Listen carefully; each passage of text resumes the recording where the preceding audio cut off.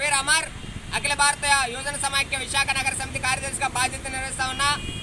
ఈరోజు ప్రజల ఆరోగ్యాన్ని కాపాడే దిశగా కల్తీ ఆహార పదార్థాలను నివారించాలనే డిమాండ్తో రాష్ట్ర వ్యాప్తంగా 13 జిల్లాల్లో కూడా ఏఐవైఎఫ్ శాఖలు ఎక్కడైతే ఉన్నాయో అక్కడ ఈ యొక్క ధర్నా కార్యక్రమాలు నిర్వహించడం జరుగుతూ ఉంది.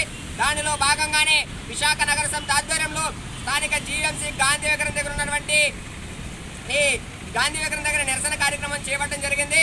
ఈరోజు కల్తీ ఆహార పదార్థాలు పెద్ద ఎత్తున విశాఖ నగరంలో విక్రయాలు జరుగుతూ ఉన్నాయి. దీన్ని నివారించేటటువంటి ప్రభుత్వ అధికార యంత్రాంగం అంతా కూడా నిమ్మక నీరెత్తినట్టుంది. ప్రజల ఆరోగ్యాల్ని పక్కన పడేసింది. ఈరోజు కల్తీ ఆహార పదార్థాల మాఫియా పెద్ద ఎత్తున విశాఖ నగరంలో విలయ తాండవం చేస్తూ ఉంది. అయినప్పటికీ దీన్ని నివారించే పద్ధతులు ప్రభుత్వ అధికార యంత్రాంగం పనిచేసే పద్ధతి లేదు. ఒక్కడే చెప్తున్నాం, ప్రజల ఆరోగ్యాలను కాపాడే దిశగా ఈరోజు ఫుడ్ సేఫ్టీ అధికారుల పోస్టులు వెంటనే భర్తీ చేయండి రాష్ట్ర వ్యాప్తంగా. అలానే పోలీస్, రెవెన్యూ, ఫుడ్ సేఫ్టీ అధికారులతో యాక్షన్ టీంలు ఏర్పాటు చేయాలని చెప్పి చెప్తా ఉన్నాం.